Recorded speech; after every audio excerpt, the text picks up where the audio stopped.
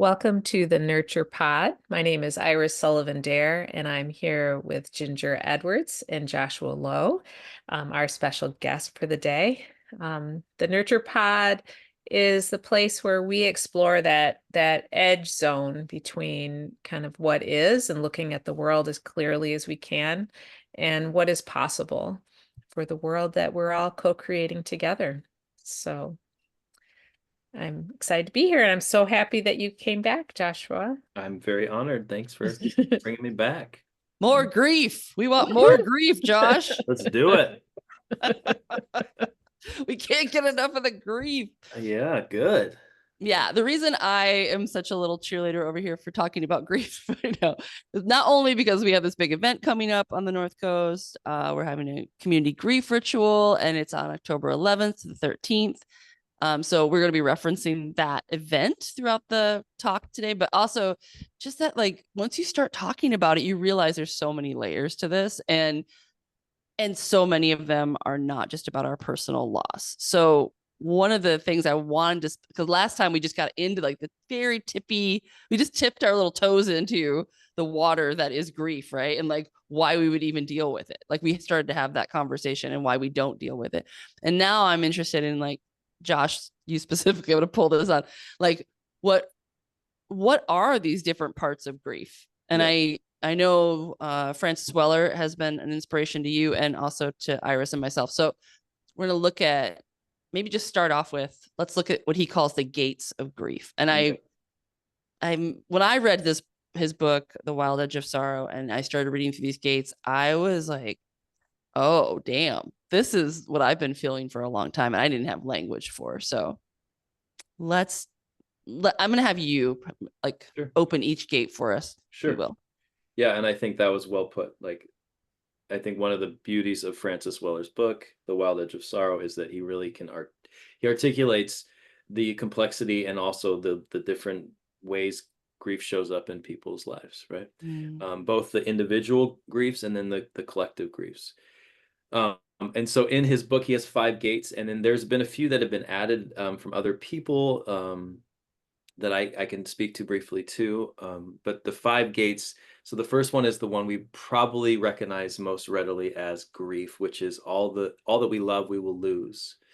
So these are the loved ones that will pass away. If we have a deep relationship with animals, this is where, our love for animals happens, and we have to let go of that. But this also includes, whether I grew up in a town where there was a beautiful creek and I come back and that creek's been paved over with, buildings and things. There's all these losses that we will lose in our lives. And then the ultimate is that we transition from life to death.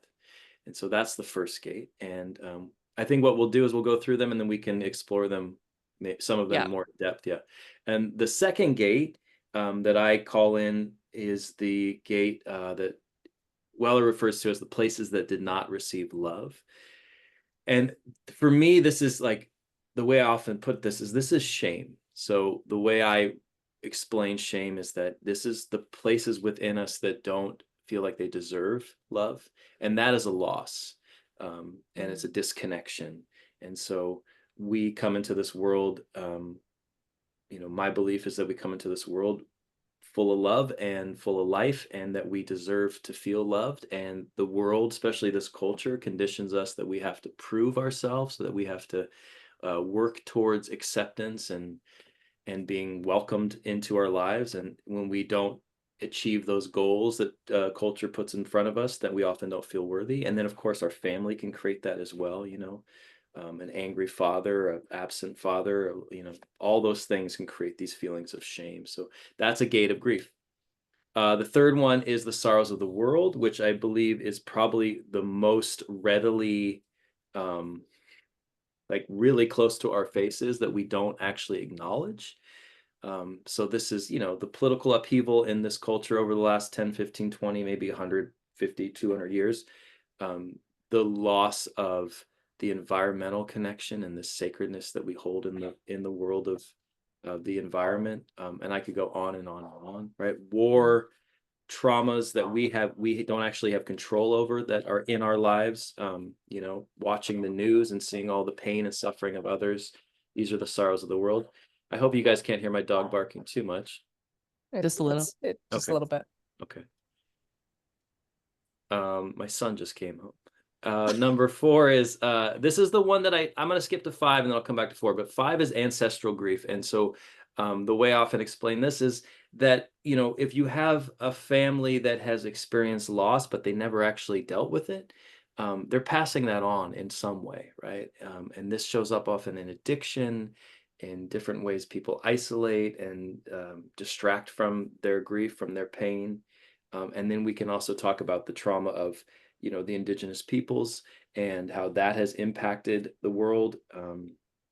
But I would say, you know, frozen, what Weller and Lawrence Cole and others speak to as like frozen grief, is that we pass this on generationally, that we actually, if our parents didn't deal with it, then we are going to have to reckon with it in our own way.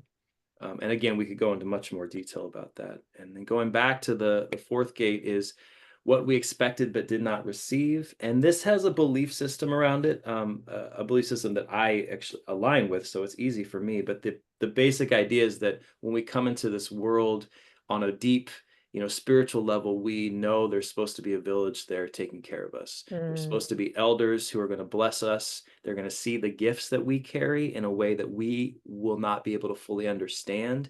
And they're going to challenge us and bless us and help us step into our soul's calling. My experience was the elders weren't there. Most people I work with, the elders weren't there. And so we have this, like, the way I often describe this one is it's confusion. We're confused. Why can't I seem to find the joy or contentment in my life? And so that one's a little complicated, and I think it requires a deeper kind of dive and some reflection. But that's the 4th gate, what we expected, we did not receive. And then the added ones that I feel more drawn to, the 2, the harm that I've caused to myself and others. So the grief that comes when I've caused someone else harm. And I think that one, Sophie Banks and Azul Tome, I don't know if I'm pronouncing their names right. I don't know them specifically, but those are the names that were given to me in relation to that gate. And I think that's a powerful thing to recognize, right? I know when I hurt someone unintentionally, I feel a lot of sorrow and a disconnect. And that often wakes up my 2nd gate of grief, which is the shame. And then there's another one that I've been kind of dipping my own toe into as a form of grief, which is anticipatory grief. So my parents are elders, and my dad especially is stepping closer to death. And I feel that. I feel that actually quite often when I see him and I think of him. So how that manifests is a little mysterious in my own journey, but that's another gate. So that was a lot, but those were 7 gates. The first 5 are the ones that Weller writes to specifically in his book. Can I ask a clarifying question? Of course. The loss of what didn't show up that we're expecting, that's 4. Yeah. Which is and then 5 is the ancestral. Yeah. Okay. And I don't personally think they need to go in a specific order. But just like as the name for them, that like we're naming that one 4, but yeah. It's interesting because I was just listening to Brene Brown, who's wrote a really brilliant book called The Atlas of the Heart. And she talks about grief as a multiplicity of things, which of course is what Weller is describing too. Like there's all these emotions, all these experiences that no one's going to experience it the same way. And she has 3 words that and it's so interesting looking at these 3 words and like thinking of these gates. And she calls it loss, longing, and lost. And like, there's things that we physically lose and we grieve. There's longing for things that we, have not received. And that's kind of tying into, and then feeling lost, that confusion of just like, what is this? Like, why do I feel so disconnected? Why do I feel and then she has this whole range of like words and she goes through each emotion, And so I think that's really interesting. I was looking at those 3 words as you were describing the gates. And I'm like, yeah, that kind of they do fit into those 3. So I'm just going to offer, there's lots of different ways to talk about grief. Yeah. But the gates are really helpful. And so I don't know. Where do you guys want to start? Number I two? I'm I'm actually really I've dived back into my work with kids Mhm. this last 2 weeks. And I've been thinking about the like the one of like it's not what we expected. The village we expected, the guidance we expected is not here for Mhm. people. Yeah. And I'm just really I've been thinking about that one a lot for the last, ever since Ginger and I talked about it, whenever that was in the spring, but also just like really seeing it and feeling it, Mhm. um, hanging out with some of the kids that I hang out with. And because they're in an after school program, mostly because of childcare, which means that some of them are in institutional setting from 7:30 in the morning until 6 at night, 5 days a week. Mm. And I'm just thinking about like, what is that like, you know, to and yeah. So anyway, and I just like just really thinking about like how normal that is. Mm. And as a society, how essential it is that we recognize that as like not the only way that we could human. And Yeah. this grief work around that, like both witnessing that grief, like feeling grief on their behalf, but also my own grief for not having the village that I needed too. Like I feel like that's anyway, it's messy. Mhm. Yeah. Yeah. I mean, I'm going to add to that too, because I was thinking of a grief that I don't know where it fits in here, but probably is places that didn't, or what we expected but did not receive. But I was when I was younger, I would go to the Michigan Women's Music Festival, which is big, awesome, 10,000 women in the woods. And I was 19 or 20 or something.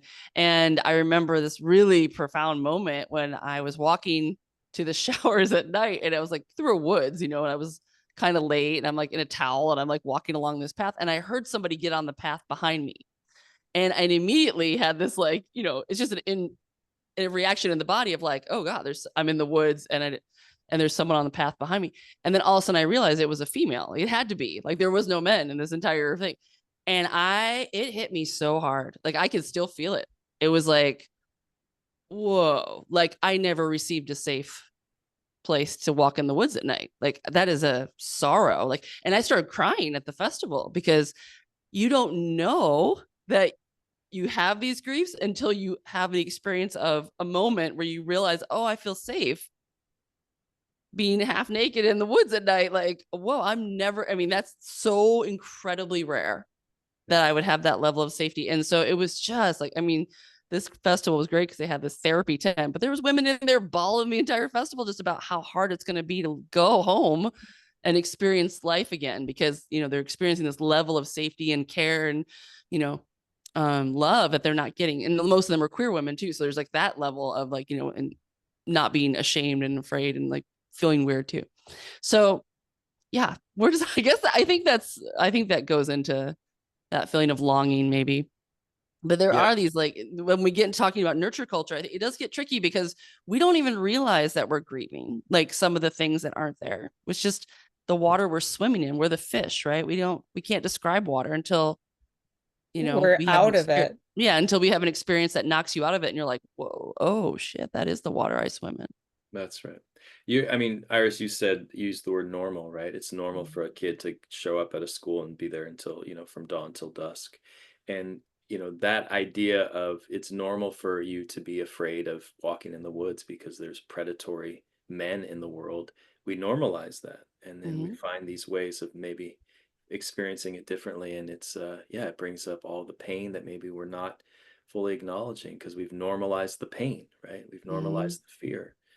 um yeah, and I just want to say that, when I think of the gate of what we expected but did not receive, I think,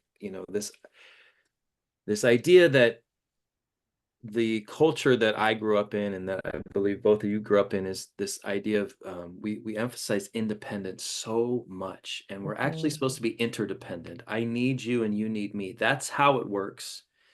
and we've been conditioned otherwise. And so in the inherent in the I have to be independent, it means I have to know things without asking for help. I have to figure things out, and then I can never show a weakness around not understanding something, Mm, which just is counterintuitive to being human. And so mm, that feeling for me was I felt shame often in new situations. If I didn't feel confident, I felt like, well, there's something wrong with me. And really what that grief is I'm longing for someone to say, yeah, you're actually not supposed to know, and I'm here to help. And Mm, what I see so often as when I was a teacher is, telling people, young people, I'm available, they're not going to come ask for help because they've been conditioned to not do that, right? For mhm, numerous reasons. Um, so it is the wise person who breaks through that barriers and pulls people in, And that was one of my mm, practices as a teacher was like, I would ask to talk to people. Can we check in after class?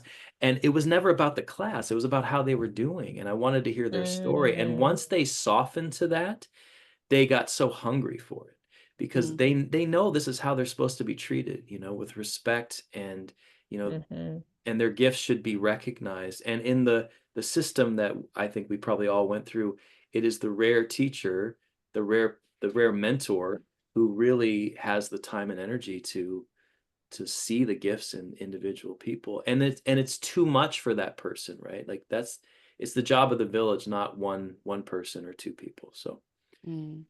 And I do think this it's all tied up with this idea of culture, right? We can't escape absolutely. it. Yeah. And we are a culture of the mind, And I do think that grief as a experience is really about the heart. It's it's almost like a different nation. And so the culture of the brain, the mind doesn't really understand it and doesn't know how to talk about it, doesn't want to deal with it. And then you add capitalism in there and it's like this is unproductive. I Right. mean, let's ah, just face it, like if you're emotional, if you're in your heart, you're wasting time. Like why, it's about the test wow, scores. Like it's about, yeah, let's get this movie. And so you have this culture that's really focused on productivity and mental like organization and there's nothing wrong. I guess, I mean, yes, there is something wrong with it, but I mean, I get you have to have that, but it's so imbalanced because That's when you right. try to talk about the heart, it becomes this weird hierarchy of this is less important and the brain is supreme. And like when you start talking about the heart and then you start, you add gender to it, and then you're like, well, then it's the female thing, right? As you're doing with men's work. So then men associate on the hierarchy, they want to be more powerful. So they associate with the mind and they don't want to associate with the heart because that's seen as more female and weak and soft. And then certainly if you're emotional as a woman, you're like, oh, well, now you're really, you're off the charts. You're crazy. You're, crying. So we are, as women, are taught to dial it back too. Like if we want to be respected Right. and we want to be seen as, taken seriously, then we need to shut that down and be more in our heads and more analytical and more data based and, and we're all raised in this culture. So when we bring grief to the table, it's like, whoa, like we are really, it's like a culture jam. It's a disruption Yeah. of the mind culture. Now we're bringing something that the mind doesn't have a lot of, you know, doesn't have a Yeah. lot of bandwidth for. Yeah. I often go, to simplify things, it's like, well, ego and soul, right? The ego is the mind part that wants to figure things out. And then when Mm, you get into the mystery of death and grief and deep sacred love, like the mind has no territory. It's soul work, right? yeah. mm, But I work with a lot of men who um, have been conditioned and now are convinced that they can figure it out up here. And Mm, I have a mentor who goes, "You got to chop their heads off. You got to get into the body. Right? You got to get yeah. into the body yeah, because the head is going to fail always when it comes to this deep emotional work." Mm, Because the, mm-hmm. the truth lives in our bodies, and if we can express it, what I've seen so often in working with grief is the simplest truths are just the pathways to healing and freedom of like just simple that we don't actually even give ourselves permission to think or feel. Like I feel, alone most of the time in this world, and then everybody in the circle goes, me too. It just mm, breaks down all these barriers, right? But you Mm, have to take the risk and put yourself into you know, what we call in the ritual work, we call the village. Like if you step into the village, that is what we're going to do, is we're going to give you the thing that you didn't receive. And it requires you to chop your head off. Yeah. I want to read you guys a little quote that I stole from Brene Brown. It says, each person's grief is as unique as their fingerprint. But what everybody has in common is that no matter how they grieve, they share a need for their grief to be witnessed. That doesn't mean needing someone to try to lessen it or reframe it for them. The need is for someone to be fully present to the magnitude of their loss without trying to point out the silver lining. Mm. Amen. That's Yeah. it. That's it. Yeah, because she brings up this interesting point of like, okay, so now people are emotional and they're grieving and they're in their heart. And we also don't really have like, we have not developed skills as a culture to help, to be present as a village. Right. So here's another, we're going back to that, like what we expected but did not receive, or places that did not receive love again. Like we don't know. And so she talks about pity and sympathy and empathy and compassion, and like how these things are kind of like intermixed and people think they're doing one, but they're doing that. So I'm interested in like your take on that, Josh, is if we are going to be a village and we're going to support each other. Yeah. Yeah. How do we sort for that? Because I've experienced pity and sympathy and it feels horrible. Right. I think we talked about this last time, right? Where the idea is, if I can sit with your sorrows and feel them in my own body, you know, and not take them on, but just to feel like someone's sharing, you know, about Iris shared about the young person who passed away. And like, if I can really feel and hear that story, it's going to stir something in me. And that stirring is that's how we connect in this grief way, is you're not alone. And when your heart breaks, my heart breaks. And how do you do that? I think it really requires, it comes back to the conversation we had last time about a grief practice, you know, like sitting with someone and being able to just welcome whatever is true. And the witnessing is just, I don't have to turn away and I don't have to take it on, but I'm going to open my heart to bearing witness to someone's truth. And I think maybe the three of us maybe are more practiced than the average person who doesn't have this like deep sacred relationship with grief.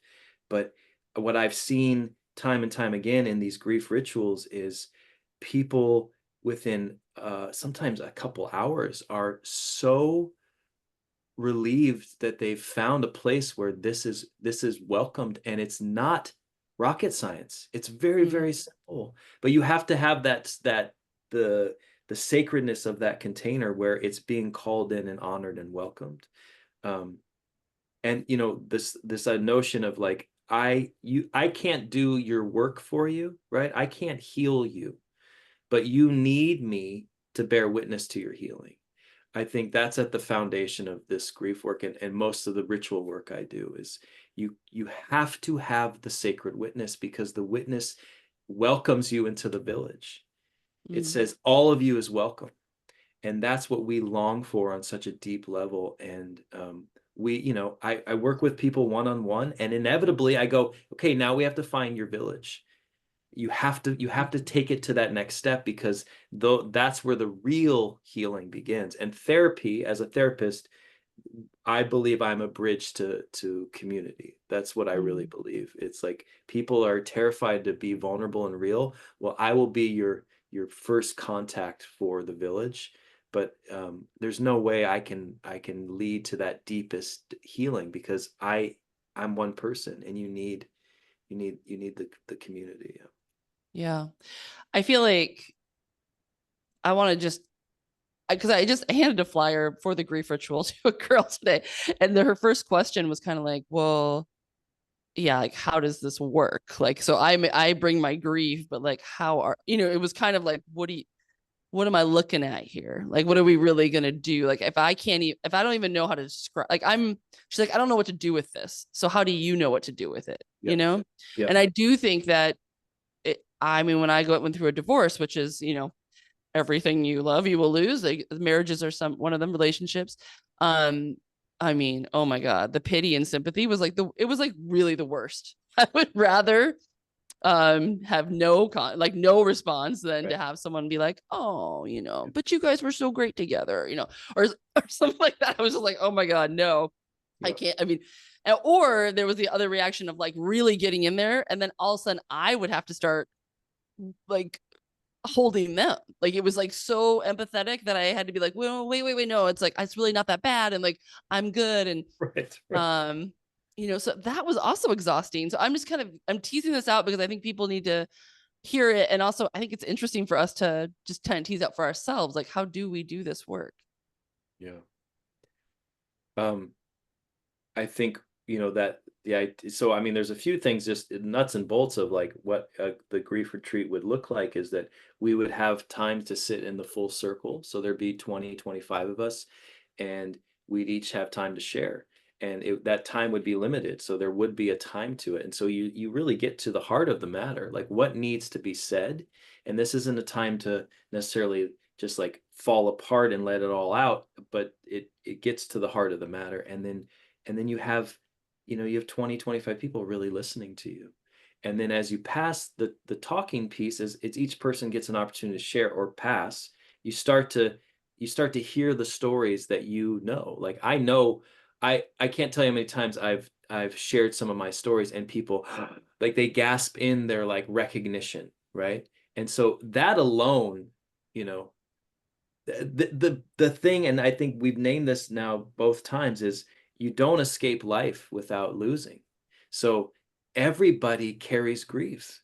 So when you start talking about your grief, there are people in the circle that are going to recognize it and feel it. And then it's that I'm not alone. I'm not carrying this alone anymore. So that alone to me is a really healing thing. And then there's opportunities for people to get in smaller groups and share more deeply with more time. And again, we start to build trust in what I always say is, and I may have said this last time, so forgive me, but grief asks, for us to tell the truth. At the root of things, this is what it tells us, including I don't want to feel this, and I hate this, and you people I don't trust. That's all welcome, because that's the truth of what grief is putting you up against in that moment. So and I could go into ritual, but I would just say that part of the healing process for me is it's going back to what you were saying, Ginger, about being in the head, is um, talk therapy only does so much. Talking through something only does so much, and that's been my experience.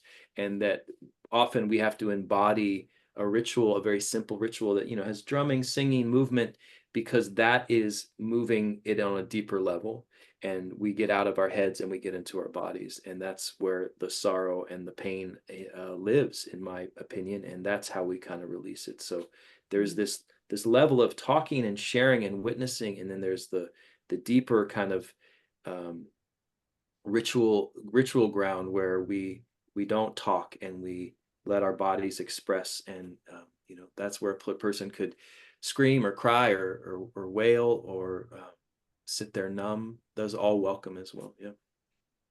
Yeah, I think some of the power in ritual for me and in my life has been, it's really present moment too. You're not in a story about the past or you're in it. You're doing something right then, like you're engaged, and usually it's out of your head, not you're drumming, you're singing, you're burning something, whatever. It's happening. So there is some really just powerful disconnects that can go on again, it's the brain, right? The brain loves to live in the past or in the future, worrying, hopelessness, all these things that like this is, and the heart is always in the present. And so I keep going back to this idea that what we're really talking about is our hearts, and this is heart work, and the heart doesn't need language. Not really. No. It can listen, but it doesn't even need to speak that much. But go ahead, Iris. Sorry. No, well, yes, yes, yes. And I think that part of why ritual is such a good container for this work is because it establishes a different set of rules. We're in time out of time. And in this place, we get to bring our whole selves. And so it's sort of like million years ago, I did some community mediation work, and like the first step is, are you at the table in good faith? Mm. And it's pretty apparent, really. I mean, I was for like small claims court, right? So it's not like this deep emotional work, but it was immediately apparent if one of the people was not there in good faith. And if as a mediator we couldn't help get them there, then, then it's like it goes to the judge to decide, right? So like the thing about doing emotional work in this way, is that you people are there because they're choosing to be there, right? And like nobody's being sent there by a judge. So like everyone is there because they're choosing to immerse themselves in this space, and they're choosing for it to be um not business as usual. Yeah. And I think that opens up access to your deeper humanity. It's not about communication skills or about like, like I'm really working on my empathy skills or whatever. It's Right. like it's getting out. It is the cutting the head off. I've it that just by being in that space, and as because you're facilitating that, you're holding the intention of a very different experience in that space. And Mhm. I don't, is that Yeah, I agree. Sounds I good. think so. I mean, I resonate with that. I mean, even to the point where any of these experiences, like even at a festival or something, it is a space out of the, like you're stepping into a bubble. Like this is going to exist for this amount of time. You have permission to be a certain way in these spaces that you That's normally may not be at your day-to-day work, Mhm. People go to Burning Man, they put on crazy costumes and they do all kinds of ritual and crazy stuff. And it's like, there's a deep seated need for these spaces, and Yeah. people will create them, and I think it's really to name grief. It's like I really sounds like a broken record here, but like we're calling in the heart space, where in a mind focused culture there really is very few of them Yeah. that exist, that people feel like that's what I'm going to do, to be in my heart, and I'm not going to prove anything or teach, or I'm not even going to go to learn, right? I'm going to, yeah, like I'm going to go to express and be me and like be really vulnerable. That's the other thing I want to call out. This is a very vulnerable thing to do. And that's why these containers have to be, held really well, because people are being really vulnerable when they come into these spaces, that this is maybe something they wouldn't do anywhere else, even with maybe most likely without their without their families, right? So like this is like permission to be in touch with places in your heart that you might not show anyone. Yeah. I often say that it's an extreme act of courage to come Yeah. into these, because you're breaking down these cultural barriers. You're potentially leaning into some feelings you've been carrying for a long time, or most of your life, or sometimes it's very raw for someone who's lost someone. Um, and Weller has this great, I think it's Weller, so forgive me if it's not, but I think it's him, where he says, humans ritualize everything. Mm. And that hit me. So when I first heard that, it hit me so hard, because it's true. I ritualize everything I do, Mm. from when I wake up in the morning to when I go to bed. And so we are ritualistic beings, and we can either choose to live in an unconscious way of ritualizing everything, or we can actively choose to be in ritual. And I think this is my interpretation of a lot of um, the appropriation and the backlash that's happening in our world, is because the cultures who have decimated their own indigenous wisdom and their own indigenous rituals are so desperately hungry for ritual, and so they see these other cultures or these ways of being, and they want it, because we're hungry for it, we long for it. um, Mm. and it doesn't need to be taken without permission. It can be simply practiced, and um, you know the lineage that I follow has been blessed by Malidoma Some and Sonbonfu Some, and there's a lineage of that their whole point of coming to to the States was to help heal the world. And they brought their indigenous wisdom and they've taught people. And it's done in a really clear way. And it's beautiful. And we can create rituals simply by lighting a candle and closing our eyes and taking a breath and calling in our grandparents and asking them just to hear us talk for a moment, right? Yeah, and I get goosebumps because I I was not raised in a religious household, and I remember being young, and my dad is Catholic, and as Ginger's mom is, and but things were bad, he'd go to church, and I remember being a little kid going, "What are they doing there?" And I was so intrigued by it, and scared of it, but even then I had this longing for ritual, right? Mm-hmm. It's just in us, and so I think there's that, kind of going back to the head and the heart, like a lot of this judgment around, the woo woo and, what I call the plastic shaman, which they're out there doing things that are not, in my judgment, aligned with a deeper kind of truth. But it's not woo woo to want to feel deeply, and it's not woo woo to want to sit in a circle with open-hearted people and share your truth. That is the roots of human civilization, in my opinion. So yeah, I want to ask you about just go back to something you said about our culture destroys like indigenous cultures or other places because they want what they have.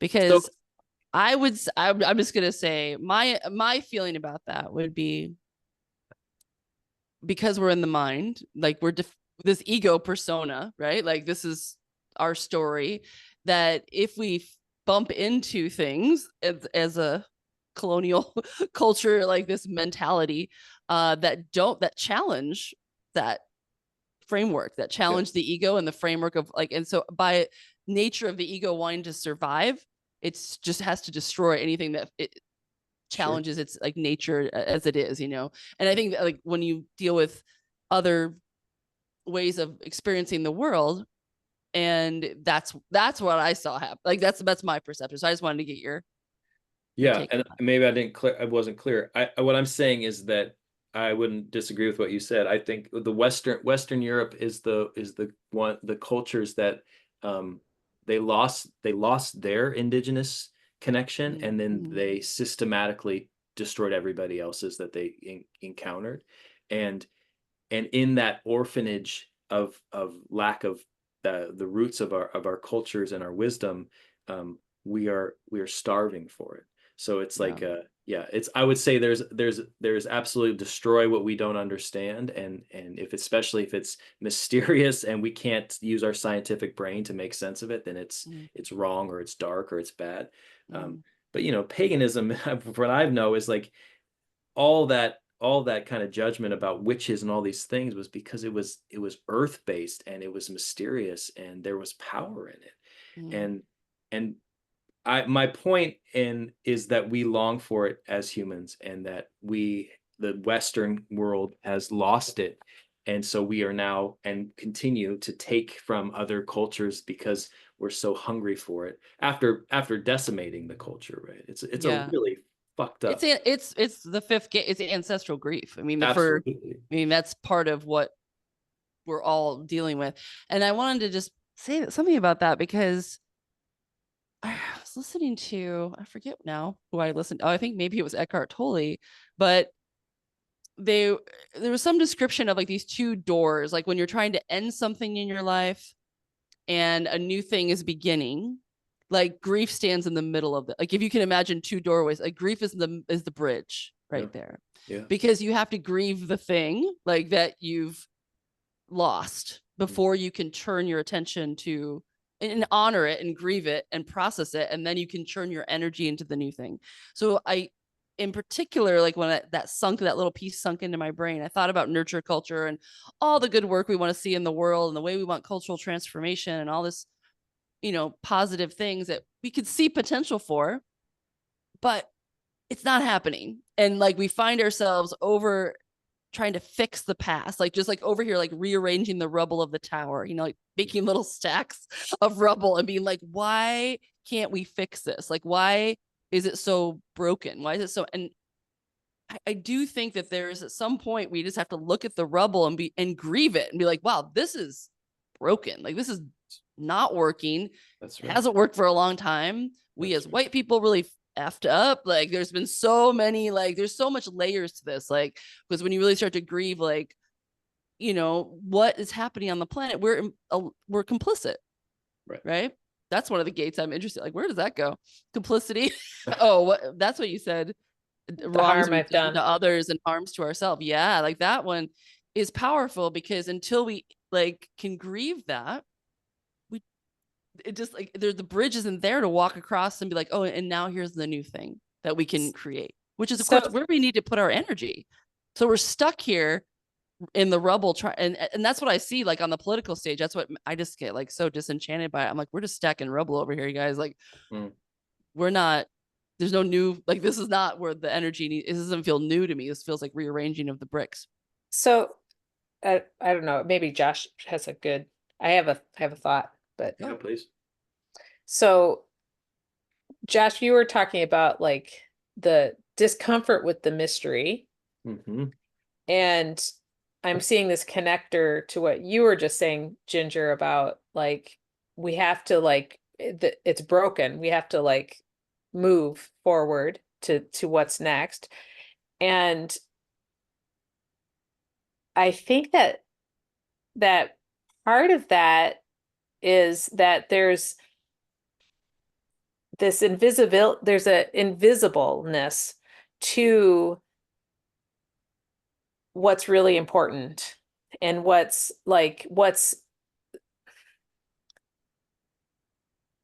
so I grew up in a really small farm community, and my husband did too, and we've actually talked a lot about coming from a rural place and then interacting with people that are from more urban places, and that there's a pretty big difference in norms.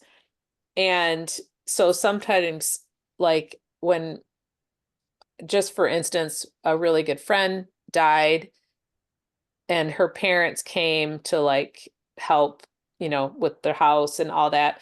And people brought them food, and they were like, they had no idea. They were from a, very different economic class. They didn't come from a culture in which you feed people when someone loses someone.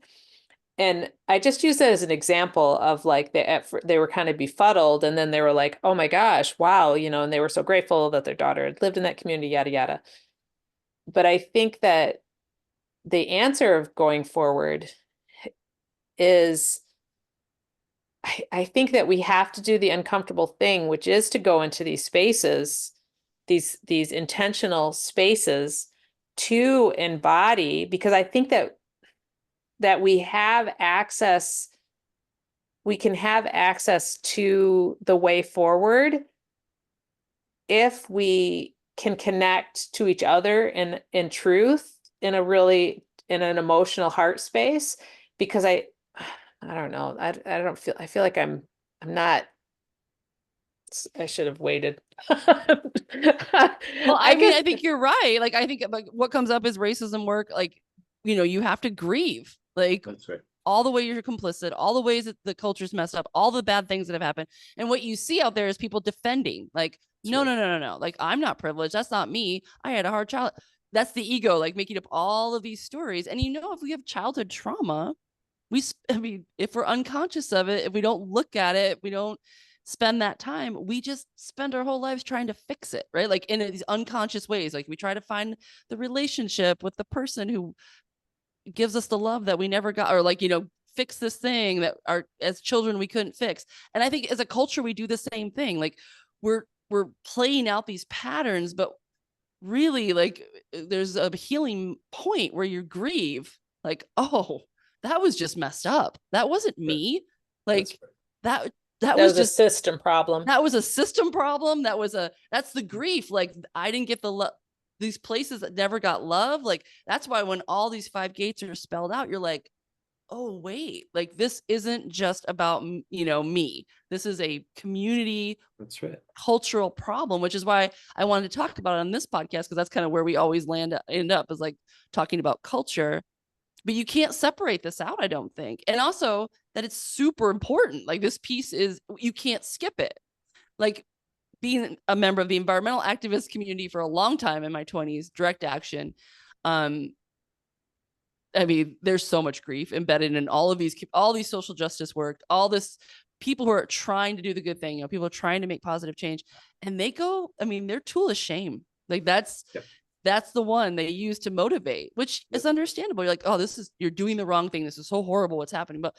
And I'm telling you, like, that is not the way people get motivated. That, like, you start to shame people and it like drops them back into defense because shame feels horrible. That's right. And so there is some like really powerful like current here with the grief movement that's, I think, only just begun to like tap how powerful this bridge. I think of grief as a bridge. Absolutely. And if we don't and if it's not there, the new thing that we want to create, you know, isn't going to happen because we're still back in the past trying to make it work, fix it, and we can't let it go because grief is letting go in a lot of ways. We live in a culture that has never grieved our past ever. Yeah. We have a slave culture that was never grieved, and we've only denied or, you know, given some, you know, simple kind of acknowledgement. But that is what I see in, you know, in the culture. One of the cultural upheavals is, you know, white guilt is grief. There's the sorrow of all this pain that we of a culture have caused people. And yet, where's the dialogue around that? It's like, no, then now we have to make all these new rules and change things. We have to grieve first. I do a lot of earth-based, you know, nature work, and I so resonate what you said, Ginger, is like, you know, shame and fear is like the environmental kind of crisis, and we have to, and it's like, no, you have to fall in love with the sacredness of the earth, and then you see how special this place is, and then you make positive change from a place of love and care, and that's the reciprocity that we speak of in, you know, earth-based healing work. Is you fall in love with it and have this deep respect, and then everything you do is with that love and respect. And it's the same with grief. We have to understand that it's the right thing to do is grieve when a culture is so divided as ours. It's the first thing we have to do. And then let a circle of people bear witness to each other's truths about their pain they're carrying. And I've sat in a few circles with, you know, a man of color who shares his pain. And if the container can hold it and not make it about them and not want to defend, that man feels so held. And I can speak because one of my dear friends is a person of color, and he came to a grief ritual, and he said it was one of the most healing experiences he's ever had because he didn't feel like people were going to try and rescue him or save him or deny him his truth. Or offer sympathy or pity. Right. Which is the other two things in the toolbox that we do. Totally. You know, oh, that's so hard for you. But we're over here. That's right. But we have all the power. Sorry for you.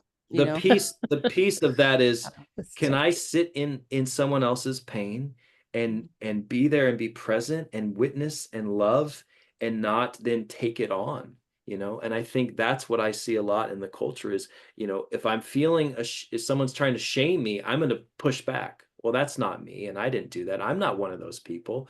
It's like, that's the ego defending itself.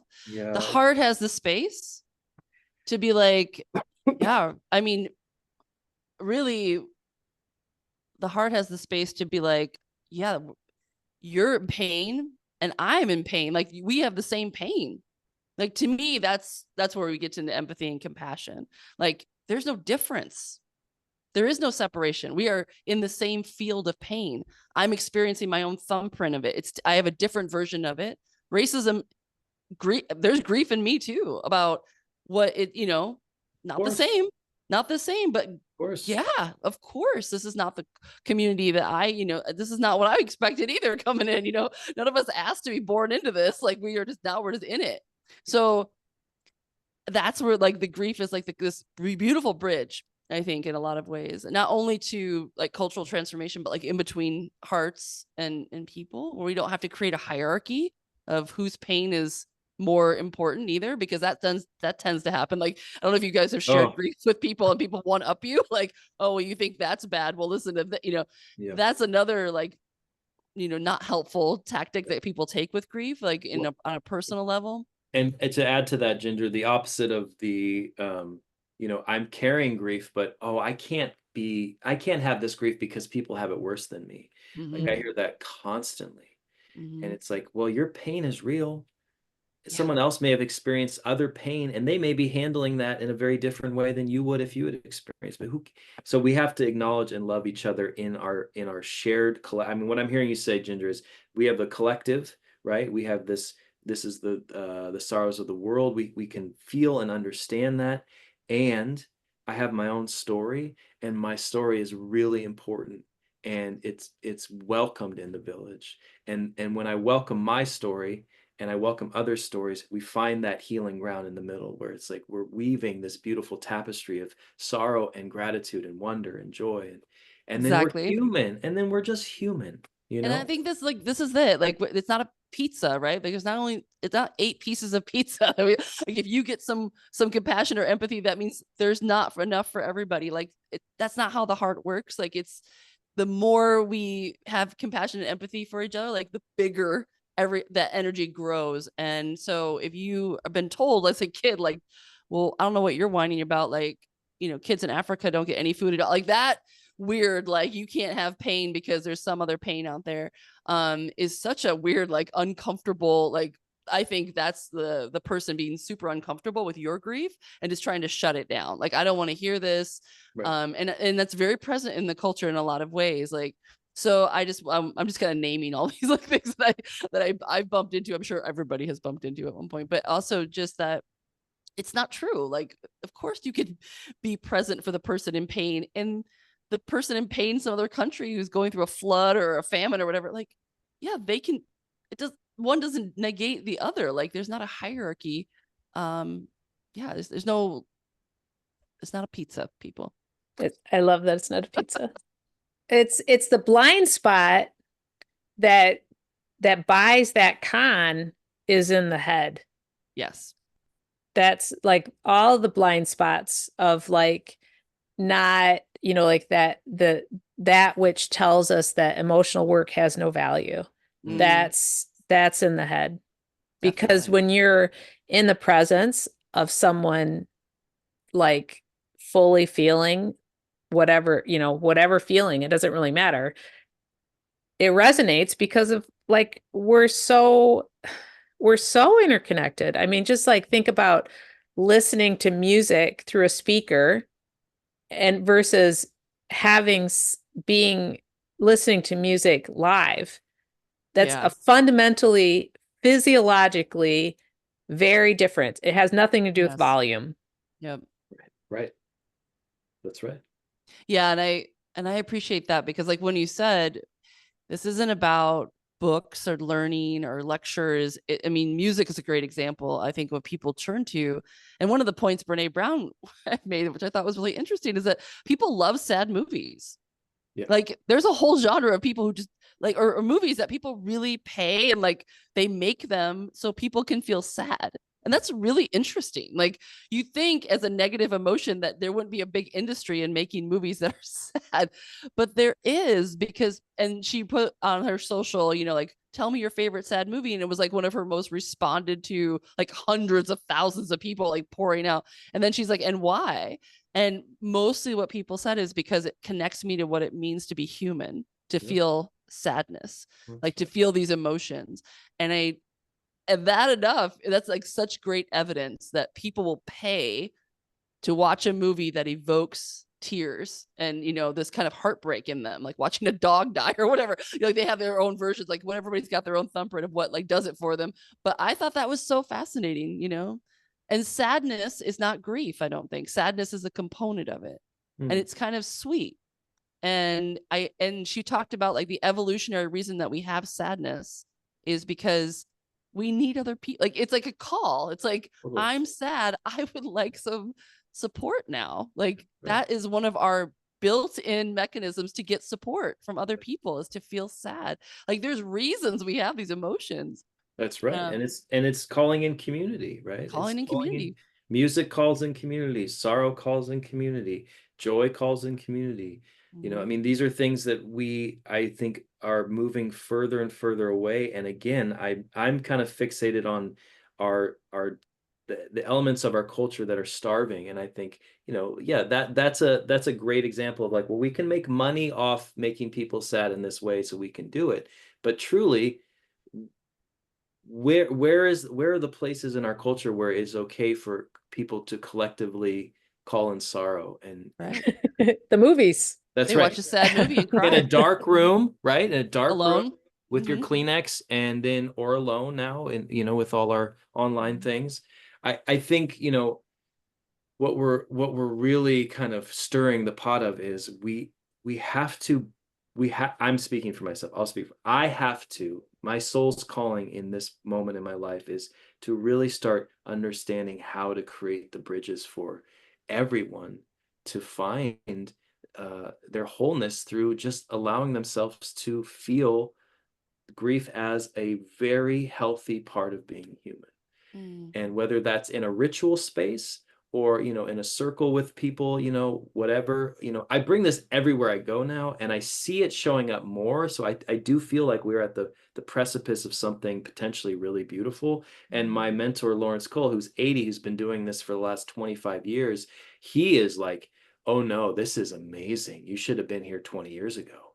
It Right. was like, you know, there's a younger generation coming that are understanding this. So I feel inspired by it, and I also I'm like hitting roadblock after roadblock. I saw a man who I know and I haven't seen in a long time, and his partner passed away very rapidly of cancer, and he told me this, and he said, and I have no grief because she passed quickly, and I Oh, I thought Mm, no, that's not true. And then what do? You just listen and you go, okay, that's where you're at. And so that's also being a bridge, is not trying to convince someone, but yeah. just bearing witness.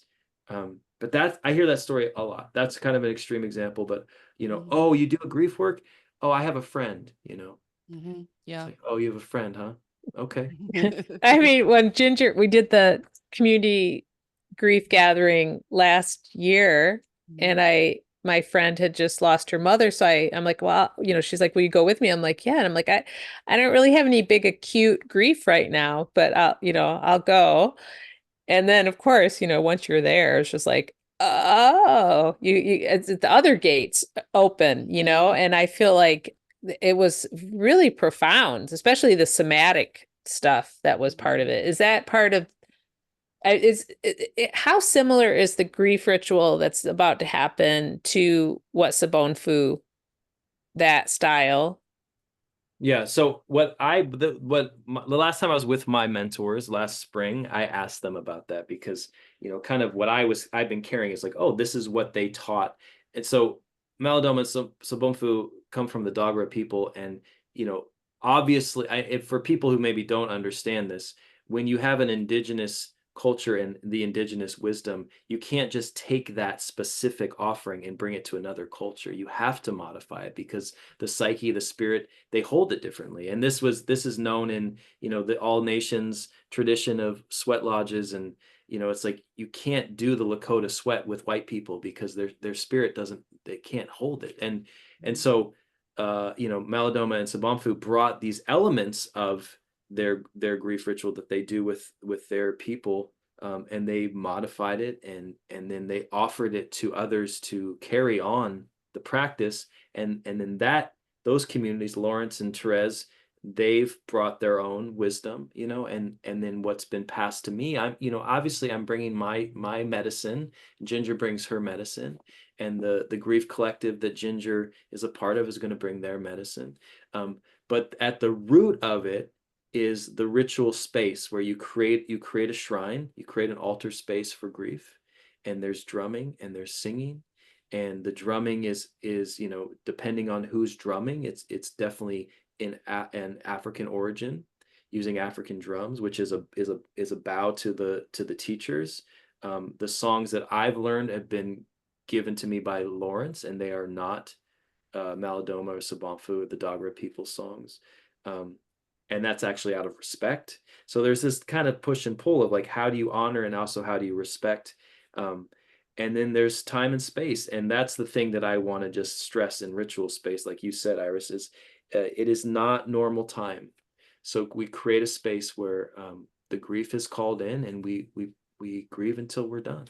And so that is very much part of the Dagara people's belief, is you grieve until you're done. And they do rituals that I've been told from, different people who have worked with them. They go on for days and weeks. So we are limited to a weekend. Right. But there's also this piece to that wisdom, which is this is something that's called in all the time. And that I think I may have said this last time, forgive me, I've been talking to a handful of people, but this idea that when I say it's a ritual retreat, it's not a workshop. Like Ginger said, we're not teaching a bunch of stuff, and we're not giving you handouts. We're creating and calling in a sacred space so we can be with grief and the wisdom of grief. And it is not a one-off. I attend these as much as I can because I have grief that will continue to move with me, right? And anticipatory grief is the one I've been sitting with, with my dad especially. He's healthy and he's happy and he's 84. He's an old man. So there it is.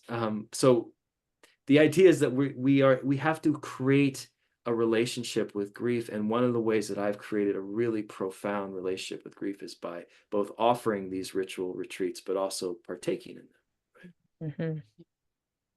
Yeah. So I think this is a good place to end. Okay. And so if you are listening to this and you're interested in coming to this community grief ritual, it's happening on October 11th.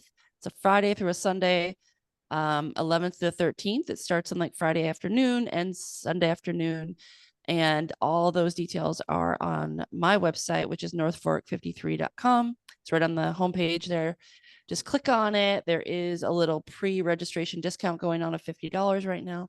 And we just really want to get this going. So I know it's going to be like, we're all fumbling our way towards the heart-centered culture that we want. So, I think that there's all of this space to start things and community traditions and try to get, the first group of people that comes to a big grief ritual is really special because it is courageous and vulnerable.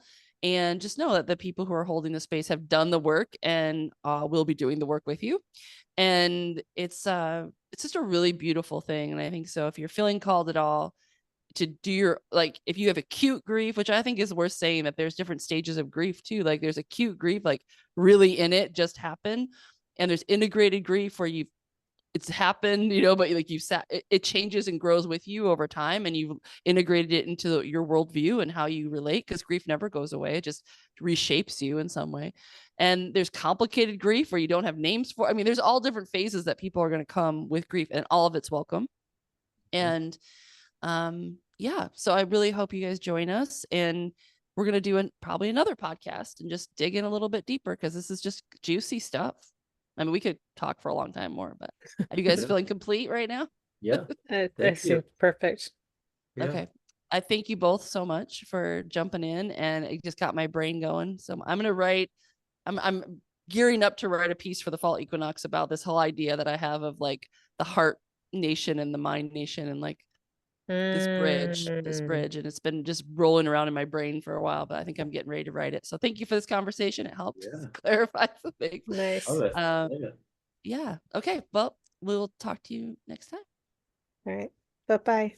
Big love.